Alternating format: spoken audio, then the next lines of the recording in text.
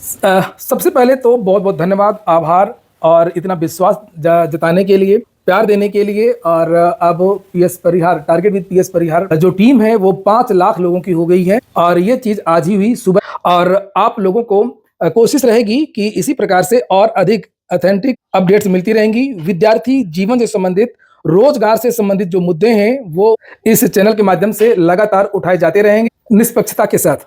शुरू करते हैं और देख लेते हैं कि आज के समाचार पत्रों में विद्यार्थी जीवन से संबंधित कौन कौन सी सूचनाएं हैं। आगे बढ़ने से पहले एक सूचना है उन विद्यार्थियों के लिए जो विद्यार्थी किसी भी प्रतियोगी परीक्षा की तैयारी कर रहे हैं। वे सभी अभ्यर्थी टेक्स्ट बुक के इस बेस्ट ऑफर का लाभ ले सकते हैं। आपको पता होगा कि ऑनलाइन मॉक टेस्ट का टेक्स्ट बुक सबसे बड़ा प्लेटफॉर्म है। यहाँ पर लगभग 700 से अधिक भर्तियों के 70,000 से ज्यादा मॉक टेस्ट मिलते हैं। 16 लाख से ज्यादा विद्यार्थी यहाँ पर जुड़े हुए हैं और इस समय प्राइस बहुत कम कर दी गई है।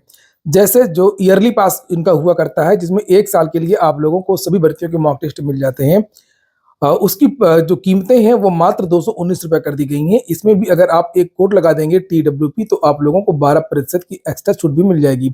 वहीं पर इनका एक पास प्रो होता है, स्पेशल पास 1 साल वाला, जिसकी कीमत 699 रहा करती है, तो उसकी जो कीमत है वो अब 307 रुपए कर दी गई। इसमें भी आप लोग एक कोड लगा सकते हैं और एक्स्ट्रा 12% की छूट ले सकते हैं। वहीं पर इनका एक दावा और है कि सिलेक्शन पाओ और फुल रिफंड ले जाओ। अगर सिलेक्शन हो जाता है तो आपको जो पैसा है वो वापस भी कर दिया जाएगा। ये ऑफर केवल 17 से लेकर के 19 मार्च के बीच में है। लिंक मैंने इसके डिस्क्रिप्शन बॉक्स में दे दिया है, तो आप लोग जल्दी से जाकर के इस ऑफर का लाभ ले सकते हैं। पहली सूचना यूपी की है। जेई सिविल भर्ती में 1169 पद और जुड़ गए हैं। कल इसके बारे में यूपी ने नोटिस जारी की थी। लिखा है अब 4016 पदों पर होगी भर्ती। 7 मई से आवेदन इसके शुरू हो रहे हैं। आयोग ने 1.5 महीने में 11,000 से अधिक पदों का निकाला है विज्ञापन। प्रदेश में विभिन्न विभागों के अंतर्गत हो रही अवर अभियंता सहायक विकास अधिकारी की भर्ती में 1169 पद और जुड़ गए हैं और पूर्व में जारी 2847 पदों के साथ अब इन पदों को मिलाकर के यह भर्ती 4016 पदों के लिए हो। और यूपी की जो भी भर्तियां होती हैं वो लिखित परीक्षा के आधार पर होती हैं और जो विद्यार्थी पीईटी की परीक्षा दिए रहते हैं वही विद्यार्थी मुख्य परीक्षा में बैठते हैं।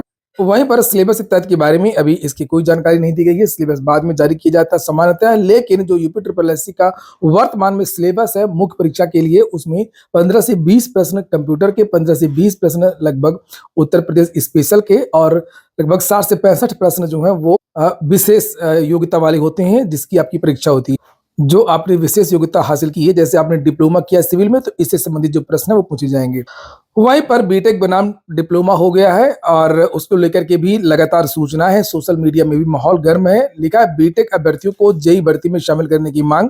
Graduate engineering student welfare association ने मुख्यमंत्री योगी आदित्यनाथ से बीटेक अभ्यर्थियों को भी जूनियर इंजीनियर भर्ती में शामिल करने की मांग की। आपको एक बात और याद दिला दूं कि अगर आप लोगों ने वीडियो को लाइक ना किया हो तो वीडियो को लाइक अवश्य कर दें और जो नए छात्र हो जिन्होंने चैनल को सब्सक्राइब ना किया हो तो जल्दी से सब्सक्राइब कर लें ताकि आप लोगों को इसी प्रकार की ऑथेंटिक अपडेट्स सबसे पहले मिलती रहे। चलिए आगे देखते हैं। डिप्लोमा संघ और कुछ कोचिंग संस्थान छात्रों को गुमराह कर रहे हैं और यहाँ पर लिखा है कि एसोसिएशन के अध्यक्ष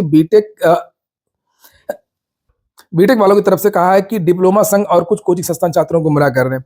वहीं पर जो डिप्लोमाधारी है वो विद्यार्थी खुद आरोप लगा रहे हैं कि जितने भी बीटेक धारी हैं वो शासन को गुमराह कर रहे हैं।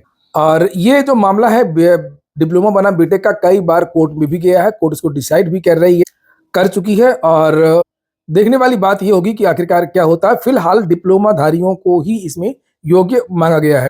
अगली सूचना उत्तर प्रदेश लोक सेवा आयोग की है। लिखा पेपर लीक की एक घटना ने बिगाड़ दिया उत्तर प्रदेश लोक सेवा आयोग का परीक्षा कैलेंडर। यूपी इस मामले में ठीक है, वो अब चुनाव आचार संहिता से पहले लगभग 11,000 से अधिक पदों का विज्ञापन निकाल चुका है और इसके लिए विद्यार्थी अब आवेदन करते रहेंगे। पहले ही भर्तियां निकाल दी हैं। हालांकि बहुत सारे भर्तियों के परिणाम वगैरह रुके हुए हैं, वो अलग बात है। और लेकिन उत्तर प्रदेश लोक सेवा आयोग इस समय सबसे ज्यादा पंगु हो गया है, सबसे ज्यादा बेकार हो गया है। लिखा है कि स्टाफ नर्स, सहायक नगर नियोजक की मुख्य परीक्षाओं का भी टलना तय है। ये तो टल गई हैं, इनके बारे में नोटिस भी जारी हो गई है। प्रारंभिक परीक्षा, मुख्य परीक्षा भी टल जाएंगी। अब तक 5 स्थगित भी हो चुकी हैं। समीक्षा अधिकारी, सहायक समीक्षा अधिकारी प्रारंभिक परीक्षा में पेपर लीक की घटना ने उत्तर प्रदेश लोक सेवा आयोग का परीक्षा कैलेंडर बिगाड़ दिया। कैलेंडर में शामिल अब तक 5 परीक्षाएं स्थगित की जा चुकी हैं और इनमें से कोई ऐसी परीक्षा नहीं है जो लोकसभा चुनावों के कारण प्रभावित हो रही हो। ऐसे में माना जा रहा है कि पेपरों की सुरक्षा के लिए विशेष इंतजाम किए जाने के बाद ही आयोग अब कोई परीक्षा कराएगा। आयोग ने अप्रैल से दिसंबर तक 17 परीक्षा तारीखों के लिए तारीखें आरक्षित कर रखी थी और एआरओ प्रारंभिक परीक्षा में पेपर वायरल होने की घटना के बाद इस परीक्षा को नष्ट किए जाने के बाद आयोग ने सबसे पहले 17 मार्च को प्रस्तावित पीसीएस प्रारंभिक परीक्षा स्थगित की थी। प्रारंभिक परीक्षा स्थगित होने से अब 7 जुलाई से प्रस्तावित मुख्य परीक्षा का भी टलना तय हो गया है। वही 22 मार्च को प्रस्तावित स्टाफ नर्स ये जो भर्तियां स्थगित हुई थी, जिनके बारे में अभी 2 दिन पहले नोटिस जारी हुई थी, उसके बारे में जानकारी दी गई है कि सहायक नगर नियोजक प्रारंभिक परीक्षा आदि जो है स्थगित कर दी गई है। और आयोग ने एपीएस की 9 अप्रैल को प्रस्तावित द्वितीय चरण की परीक्षा, 24 अप्रैल को प्रस्तावित स्टाफ नर्स एलोपैथ मुख्य परीक्षा को भी स्थगित कर दिया है। एपीएस के द्वितीय चरण की परीक्षा के लिए आवेदन की प्रक्रिया चल रही है, जबकि स्टाफ नर्स एलोपैथ मुख्य परीक्षा के आवेदन की हार्ड कॉपी आयोग में जमा करने की लास्ट डेट 21 मार्च। वहीं पर विद्यार्थियों ने आरोप लगाया है जो एपीएस की मुख्य परीक्षा स्थगित की गई है टाइपिंग और शॉर्ट हैंड वाली, उसका विद्यार्थी आरोप लगा रहे हैं कि कुछ विद्यार्थियों को फायदा पहुंचाने के लिए ये सब कुछ किया गया है। यहाँ पर देखिए लिखा हुआ है कि अपर निजी सचिव भर्ती 2023 के तहत 9 अप्रैल से प्रस्तावित द्वितीय चरण की परीक्षा को स्थगित किए जाने का अभ्यर्थियों ने विरोध किया है। उन्होंने उत्तर प्रदेश लोक सेवा आयोग की मंशा पर सवाल उठाते हुए आरोप लगाए हैं कि आयोग में कार्यरत कुछ लोगों के नजदीकी अभ्यर्थियों को हिंदी शॉर्ट हैंड और टाइपिंग का ज्ञान नहीं है। उनको इस विधा की तैयारी के लिए परीक्षा को टाला गया है। एपीएस भर्ती जब होती है तब इस भर्ती पर आरोप लगते आए हैं। आगे लिखा कि अभ्यर्थियों का दावा है कि अपर निजी सचिव पद की सेवा नियमावली में निर्धारित न्यूनतम अनिवार्य शैक्षिक अर्हता के अनुसार अभ्यर्थी की हिंदी शॉर्ट हैंड में 80 शब्द प्रति मिनट और हिंदी टाइपिंग में 25 शब्द प्रति मिनट की न्यूनतम गति होना आवश्यक है। आयोग की कार्य प्रक्रिया नियमावली 2011 में प्रावधान है कि पद की सेवा नियमावली के प्रावधानों के अनुसार ही अभ्यर्थियों से आवेदन पत्र आमंत्रित किए जाएंगे। तो ये बड़ा आरोप लगाया है एपीएस के विद्यार्थियों ने लोक सेवा आयोग। वहीं पर आचार संहिता में फंसे आयोग की 5 भर्तियां, आयोग में जो विभिन्न भर्तियों का अध्याचन पहुंचा है, एलटी ग्रेड और राजकीय डिग्री कॉलेज में असिस्टेंट प्रोफेसर, बीईओ, सम्मिलित राज्य कृषि सेवा भर्ती, सम्मिलित राज्य अभियंत्रण सेवा भर्ती से संबंधित रिक्त पदों का अध्याचन मिल चुका है। इसमें उससे आचार संहिता से कोई मतलब नहीं है, लोक सेवा आयोग ने इसको पहले ही रोक रखा था। कोई परीक्षा समकक्ष अर्हता तय न होने से तो कोई परीक्षा शासन से नियमावली की मंजूरी मिलने के इंतजार में अटकी हुई है। वहीं कुछ परीक्षाओं के लिए शासन से परीक्षा योजना और पाठ्यक्रम को मंजूरी मिलने के इंतजार है। शनिवार को सूचना जारी होने के साथ ही आचार संहिता लागू हो गई। 100 अभ्यर्थियों को अब नई भर्ती के लिए चुनाव खत्म होने का इंतजार करना हो। पेपर लीक को लेकर के भी कुछ और भी खबरें हैं, लेकिन सबसे बड़ी खबर है बिहार की। लिखा है 15 मार्च को हुई बीपीएससी परीक्षा का प्रश्न पत्र पहले ही हो चुका था आउट। सेंटरों के पास से मिले प्रश्न पत्र बिल्कुल असली के ही तरह हैं।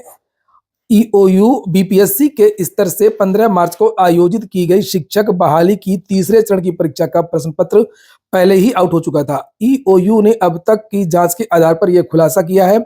ईओयू द्वारा जारी विज्ञप्ति के मुताबिक परीक्षा की तारीख 15 मार्च की सुबह करीब 5 बजे हजारीबाग के कुर्रा, पदमा और बरही स्थित कोहिनूर होटल व मैरिज हॉल में झारखंड पुलिस की मदद से सघन छापेमारी की।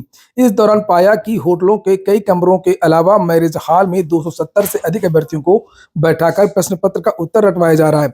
मौके से जब्त किए गए प्रश्न पत्र का मिलान बीपीएससी कार्यालय से प्राप्त प्रश्न पत्रों से कराया गया, जो हूबहू एक जैसे पाए गए। यानी परीक्षा में वितरित होने से पहले ही प्रश्न पत्र सेंटरों के पास पहुंच चुके थे और इन सभी स्थानों पर छापेमारी के दौरान परीक्षा केंद्रों से जुड़े विभिन्न पालियों के प्रश्न प्रवेश पत्र, अभ्यर्थियों के मूल प्रमाण पत्र, सादा चेक, 50,000 कीमत वाला करीब 50 mobile phone, laptop, pen drive और अन्य कई उपकरण दस्तावेज बरामद हुए हैं। इस पूरे प्रकरण की जांच ईओयू की विशेष टीम कर रही है और यही सूचना अन्य समाचार पत्रों में भी दी गई है। तो फिलहाल अभी आयोग जो है बीपीएससी है उसका कोई भी इस तरीके का बयान नहीं आया है रद्दीता को लेकर के, लेकिन जो भी रिपोर्ट हुई है, जो भी चीजें हुई हैं, तो उसमें ये सिद्ध हो गया है कि ये जो पेपर है वो लीक हुआ है। यहाँ पर लिखा है आयोग का दावा है कि 26 जिलों के 415 केंद्रों पर शांतिपूर्वक तरीके से परीक्षा हुई है और किसी भी डीएम की ओर से गड़बड़ी या पेपर लीक संबंधी रिपोर्ट नहीं दी गई है। अरे तो झारखंड के डीएम से भी तो पूछ लीजिए भाई। और इधर जानकारों की माने तो सिर्फ सामाजिक विज्ञान विषय का प्रश्न पत्र मिलने की बात सामने आ रही है। बिहार लोक सेवा आयोग के नए अध्यक्ष परमार रवि मनुभाई ने बताया कि जांच भी चल रही है और चुनावों की घोषणा हो गई है। सूबे में आचार संहिता लागू हो गई है, सूबे में नहीं पूरे देश में लागू हो गई है। नए काम पर अब रोक भी लग गई है। वित्तहीन विद्यालयों के लिए एक अच्छी खबर है कि बैंक खातों में जाएगा वित्तहीन विद्यालयों के शिक्षकों का वेतन। 25,000 माध्यमिक स्कूलों के लाखों शिक्षकों का रुकेगा शोषण। मैनेजमेंट कहता 15,000 है, देता 5,000 है, तो वो चीजें जो है वो सही होंगी। लेकिन प्रदेश के लगभग 25,000 वित्तविहीन मान्यता प्राप्त माध्यमिक विद्यालयों के लाखों शिक्षकों का शोषण रोकने के लिए बड़ी पहल की गई है और इसके तहत इन कॉलेजों को अपने यहाँ तैनात शिक्षकों का वेतन सीधे उनके बैंक खातों में या चेक के माध्यम से देना होगा। इससे कॉलेजों की सच्चाई सामने आ जाएगी, क्योंकि अभी तक वे शिक्षकों को आधा अधूरा व मनमाना पैसा ही देते रहे हैं। और वहीं पर बेसिक के शिक्षक कर्मियों को 5 लाख तक का सामूहिक बीमा होगा। परिषदीय विद्यालयों में 1 अप्रैल 2014 के बाद तैनात शिक्षक कर्मचारियों को सामूहिक बीमा का लाभ दिया जाएगा। बेसिक शिक्षा परिषद इसका लाभ LIC के माध्यम से देगा। इसकी तैयारी शुरू हो गई। चुनाव की तारीखों के बारे में समाचार पत्रों के माध्यम से जानकारी दी गई है और आप लोगों ने देखा ही होगा। वैसे प्रयागराज में 25 तारीख को चुनाव है और यहाँ पर 7 चरणों में चुनाव होने हैं। 19 अप्रैल, 26 अप्रैल, 7 मई, 13 मई, 20 मई, 25 मई और 1 जून। 4 जून को रिजल्ट आ जाएगा। तो ठीक है दोस्तों, ये हो गया आज का वीडियो और धन्यवाद, आभार आप लोगों का कि आप लोगों ने इतना विश्वास जताया इस चैनल पर। और ये जो चैनल है वो एक माइलस्टोन को क्रॉस कर गया, लगभग आधा मिलियन, 5 लाख थोड़ा सा अच्छा लगता है। एक बार फिर से बहुत बहुत धन्यवाद, आभार PS परिहार की पूरी टीम की तरफ। कोशिश रहेगी कि इसी प्रकार से विद्यार्थी जीवन से संबंधित ऑथेंटिक अपडेट्स आपके सामने सबसे पहले आती रहेंगी। पूरा वीडियो सुनने के लिए बहुत बहुत धन्यवाद।